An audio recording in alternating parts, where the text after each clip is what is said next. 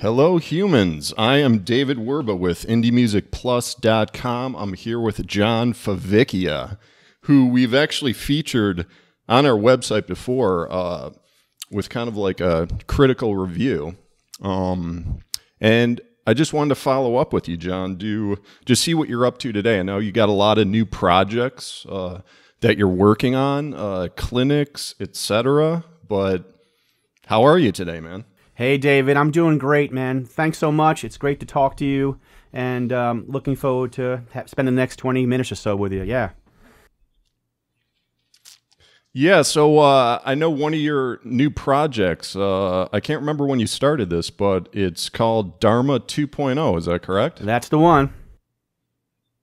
Yeah, so tell me about it. Like, are you guys recording? Are you playing shows, touring? What's going on with it? Well, it's an amazing thing for me. I've been playing a lot of fusion music in my own group. I mean, as I think you know, we spoke about this a bit. I've done a lot of different drumming and playing for all kinds of artists and amazing things throughout my career. But my general band that I put together myself has been called DHARMA, and it's a fusion band. And I've been really lucky to play with like the best players in New York City for all these years, and I think they're probably the best players on the planet, really.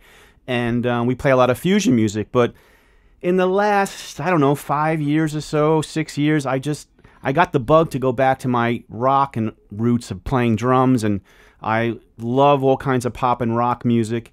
So eventually, what happened was I started to say, "Hey, man, let's bridge the gap between the different musics that I love," you know, because sometimes people think, okay, you're playing jazz or fusion, you're a fusion guy, or if you're a rock player, you're a rock guy, but I do it all and love it all. So I combined my two loves. So the new project, DHARMA 2.0, is basically a fusion band that is doing popular music covers. So we'll take, for example, a Coldplay tune, and we play the tune, and it's very important for us that when we do the covers that we give the covers their due. And so in other words, when you come out and see the band, you're going to hear the cover, say it's a Coldplay tune, exactly like it sounds like on the record. So what we basically do is we have a verse, a chorus, a verse, chorus of the tune exactly like you're used to hearing, and then we made these arrangements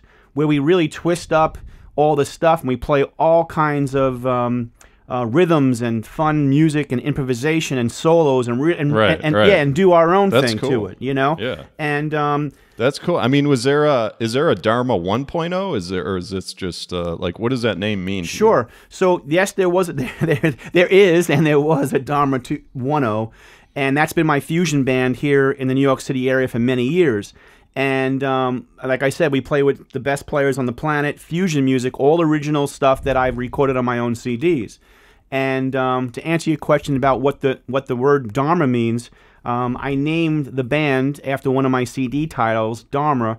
And DHARMA is an ancient word that basically means the meaning of life. But it's not just the meaning of life.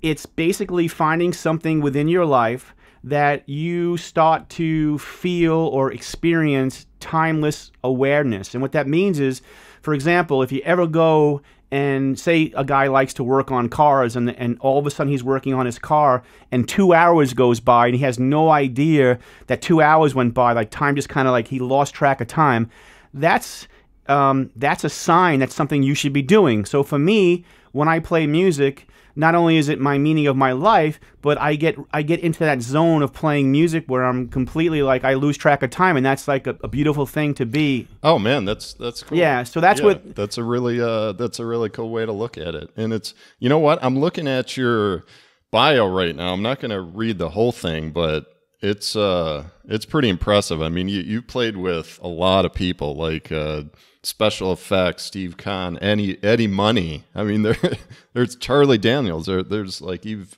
clearly been around, and there's something else you do. I wanted to hear you talk a little about just your like drumming education. And I guess you have a drum method book and clinics you do worldwide. You want to talk for a couple minutes on that? Or? All right, yeah, great questions. Let me go back to the first one.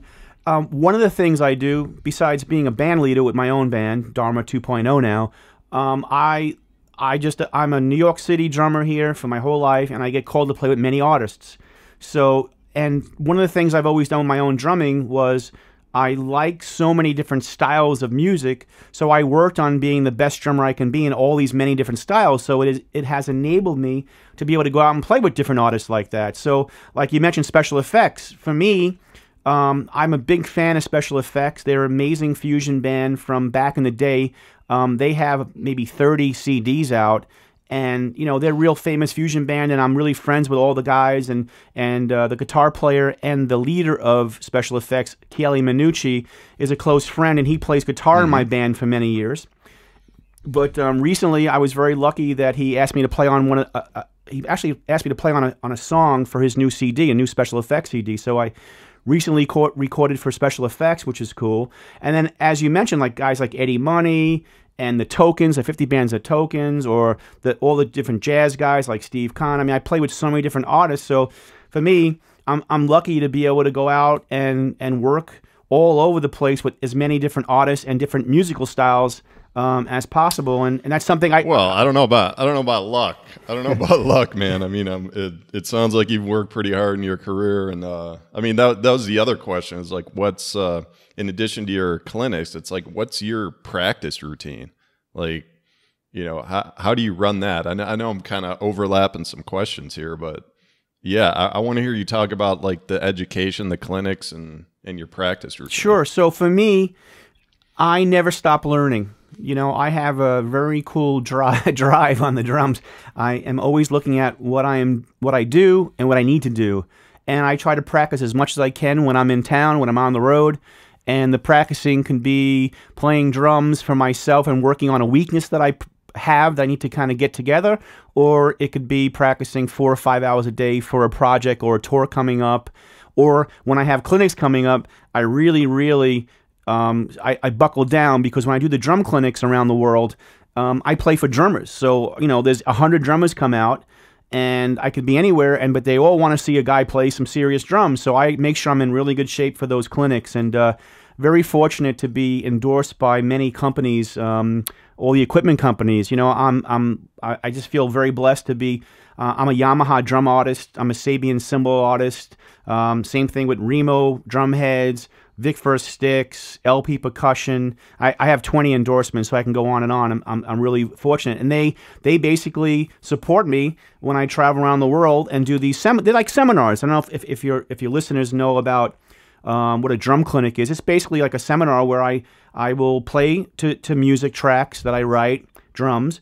So the music has no drum tracks on it, but I play to it live at the clinic, and then I will teach a lesson at the clinic. I will do a Q&A, and then I talk about the equipment I'm using a bit too, and that's what the sponsors love. And I've been teaching and doing clinics for so many years. I love to teach, so teaching is still something I love to do. I mean, even private lessons I do Skype lessons, people from around the world. I have a really cool guy that I've taught recently on Skype, Nicola. He's from South Africa, so the technology is amazing that we can get on Skype and teach lessons around the world. So I hope I answered your question there. It's a big question, but yeah. No, absolutely. Absolutely, man. I'm just, I have a few more questions here for you. And then, you know what? I'm thinking of doing like a rapid fire, like, you ready for that? Some rapid fire questions, like inside the actor studio. Oh, wow. I'm on. Can you handle that, man? I would love that. That's amazing. Yes. All right, we'll get to that in a bit, but let me see. I had, in terms of like, I mean, I've listened to some of your stuff. I'm a big fan of jazz fusion, period. So listening to you play, I mean, you're just so tight, man. Like so clean. Thanks. Like your playing style. And I remember mentioning this in the review a few months back, was that you don't overplay. So I'm curious some of your thoughts on that, because like whether it's in a clinic or even just in a, fusion or any type of band, when you see a drummer like who's obviously got chops and he's just like adding extra rolls, it's almost like a lead guitarist, where they just, they almost like overplay sometimes. I mean, like, are you always conscious of that? Like, kind of just staying within the pocket that fits best with the song?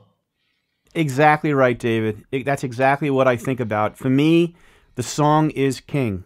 So it doesn't matter what kind of music it is, the song has to be my main focus. So there are songs that I play, whether it's in the studio or live, that are very intense and have a lot of chops and have to read these insane charts. Then there's other stuff I do where lately I've been playing with a lot of alternative rock bands around New York City, and that's pocket playing, making the groove, feeling really good. I've been doing, on Saturday night I did a singer-songwriter gig with my brother, really. He's not my blood brother, but he's very close to me, Noam Lusterman, where I actually played a little percussion setup, singer-songwriter, just grooving.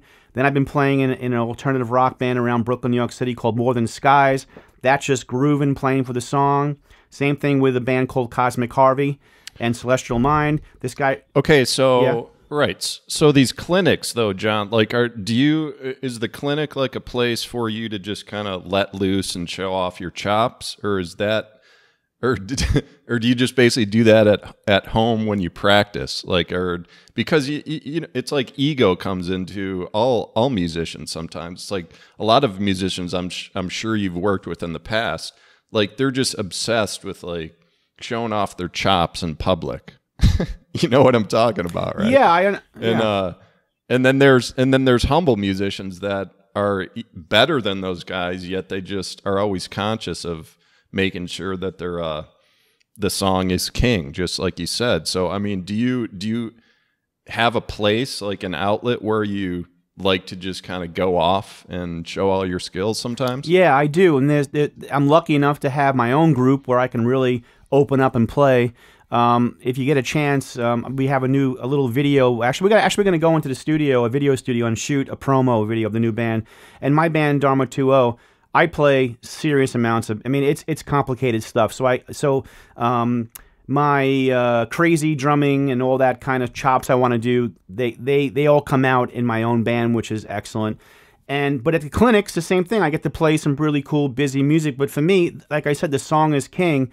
And I just try to always have, within the course of a month, all kinds of gigs. And every gig is different. Sometimes I'm playing just groove and hardly even doing a fill. And then there's times when I'm lucky enough where I can just stretch out and play to my heart's content. You know, and every gig is different. And even when I get recording projects, like I had a amazing... a bass player from Paris, France, hired me to do a couple of tracks on his last record. His name is Frederick Carpenter from Paris, and he sent me music to record that was intense. I mean, it was like 5-page charts. I played my ass off, you know. And then I get a gig where I'm playing straight up pop rock, you know, straight. So for me, it's about really, I guess, the end of the day, it's the music tells me what to do. I don't tell the music tells me what to play, and I try to also.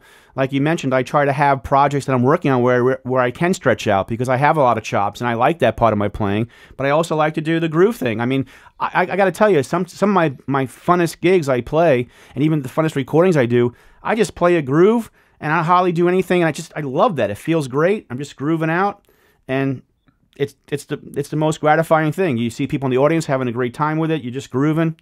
I love that. Yeah, it's just part of your like. It's part of who you are. I mean, it's just like ingrained in your spirit, in your inner sanctum, whatever you want to call it. All right, Absolutely. One more question from me. So you think of when I think of great drummers, I think of obviously like Neil Peart. I think of Carter Buford too from Dave Matthews Band. And you know, Jimmy Chamberlain gets mentioned. You know, some people go back to Ginger Baker, but who comes to mind for you? I mean, you're an amazing drummer, so like I want to hear who you think is awesome in history. Yeah, that's a pretty easy question. The first guy that comes to mind for me is Vinnie Colaiuta. He's an amazing drummer. For people out there listening, I mean, they probably know his name, but if not, he played with Sting for so many years. He first got the Frank Zappa gig like back in the 80s, which was amazing, and he's done a million records. And check out Vinnie Colaiuta. I mean, and then my other big influence when I was coming up, yeah, Neil Peart was definitely a big guy, but the guy that really captured me was Steve Gadd, who was an amazing studio musician that's done a million, you know, record dates. Now he's on the road all the time with like Eric Clapton, but he was with Chick Corea back in the day, and he was a guy that can play every style and do it right and record amazingly, and that's a very big influence on me was Steve Gadd. And then, you know, there's guys like Dennis Chambers, and, you know, you'll hear all the same guys that a lot of drummers mention that are just incredible. And Carter Buford's an amazing drummer, but his influence was Dennis Chambers. So if everybody wants to research, you know, Carter and then see how Dennis went, and then all the old jazz guys that I love, I mean, Elvin Jones with John Coltrane's band. I mean, I have an insane CD collection and also audio collection. I mean, I listen to every style, every drummer in history, from Tony Williams to the new guys today. Like, I'm a big fan of Coldplay, you know? So, I mean, these guys are playing some great drums. There's just so many great drummers out there, and I listen to them all. And in fact, when I do my clinics, I always ask all the drummers, one of the questions I ask them, because I always like to engage them and let them have some feedback. And it's like kind of like a conversation we have. And I ask them, like, what are some new drummers that are coming up? And they tell me new guys, and I'll go check them out. So a lot of talent out there, David. You know that. A lot of great talent out there. Yeah. John, you'll have to remember to put some of those names in the show notes on YouTube or something, because a couple of those guys I haven't heard of, so I'm gonna check them out after we talk. Awesome, yeah, that's all right, that's man. the beauty. Here we go. We're going rapid fire. You ready? All right. All right. We're gonna do, like, you know, 1-2 sentence answer. We're gonna keep it short. We'll just crank through a bunch of these. If you can give just some quick tips to an aspiring drum student right now, verbally, what would those be? Work very hard, and it's step by step and persistence. Cool. All right, so do you have a preference in terms of, like, being a band leader or just a member?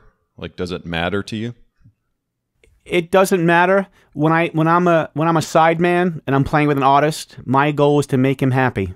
When I do a gig with an artist, I did one in the Village in New York City with More Than Skies like a week ago or two, and the leader was so happy the gig went well. That's my job. That he felt like he had a great gig. That's my drive, my job. When it comes to being a band leader, there's a lot of BS you got to deal with. You're booking the band, you're booking the players, you're dealing with the club owner, all this stuff.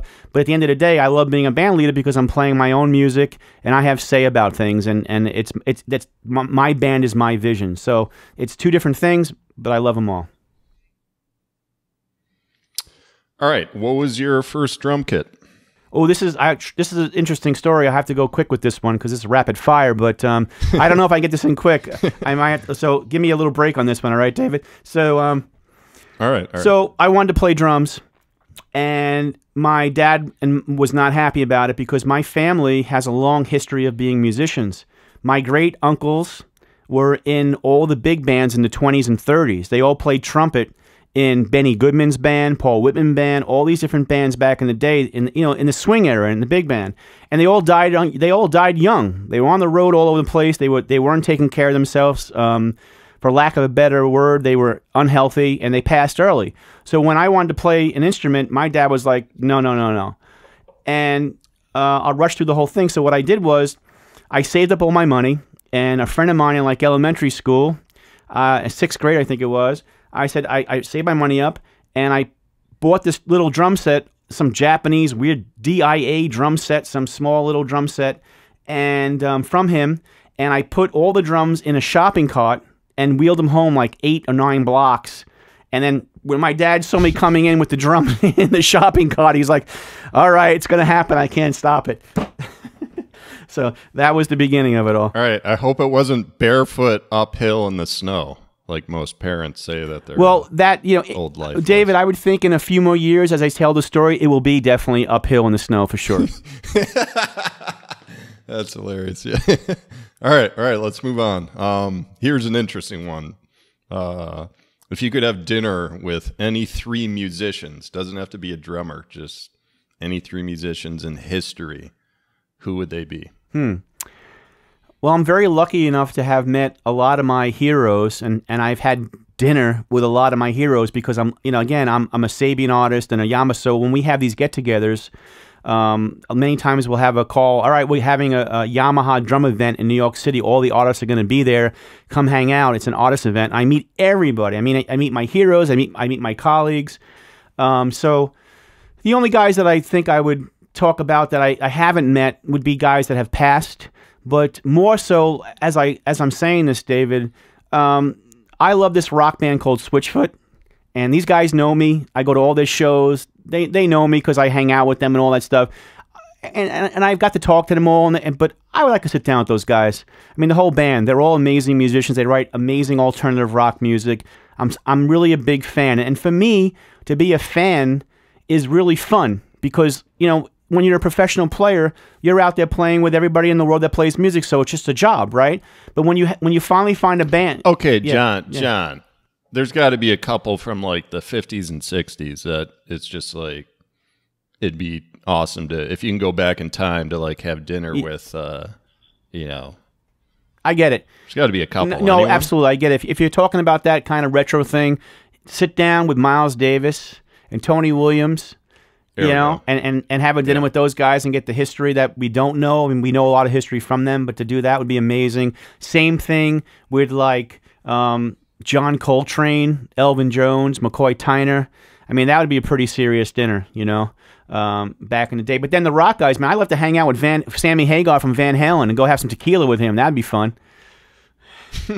You know?